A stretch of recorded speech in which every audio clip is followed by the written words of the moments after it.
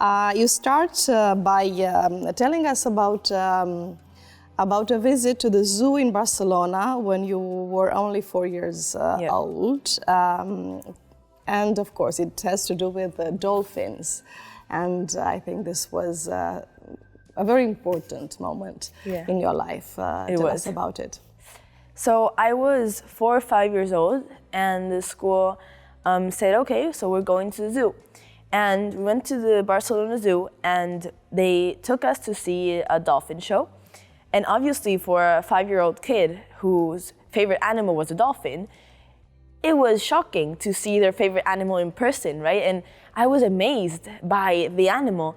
But at the same time, I had like a contradictory feeling because I had always seen them like in the ocean and free in like big groups and through books, through movies, through documentaries, even in person, right? So I thought, well, I'm going to ask my parents. And when I arrived home, I asked them, these dolphins go home after the show as me, right?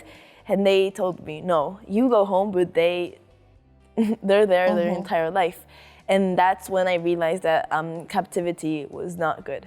At age 14, if I'm not mistaken, Olivia, you launched a statewide campaign in Spain aimed principally at the Spanish government using the slogan, Spain is the biggest prison of dolphins and cetaceans in the whole of Europe. So I think that there's this horrifying triangle, as I call it. It's capture, breeding, capture, trade, and breeding, right? So if you ban breeding, no more cetaceans will be born in captivity. So then if you ban trading, the aquariums and zoos and dolphin parks won't be able to get them. Okay. So basically we need to go to the root of the problem.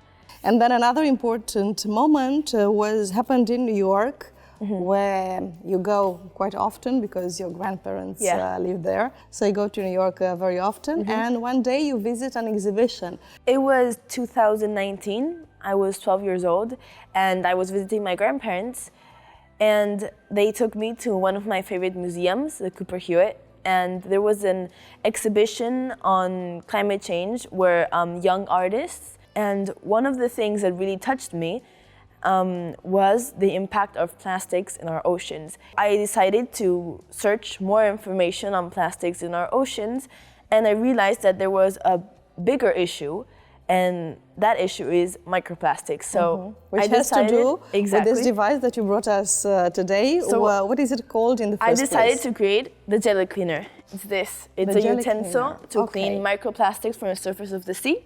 So this floats like this in the water, and the water enters through here, and then all the water filters through the stockings, and all the plastics, microplastics, or any other garbage gets trapped at the points. And it was curious because the first time I tried it, I thought, well, I'm going to go out to the sea with my paddleboard like 30 minutes.